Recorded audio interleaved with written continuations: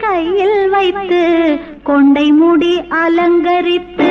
கொஞ்சம் கிளி கையில் வைத்து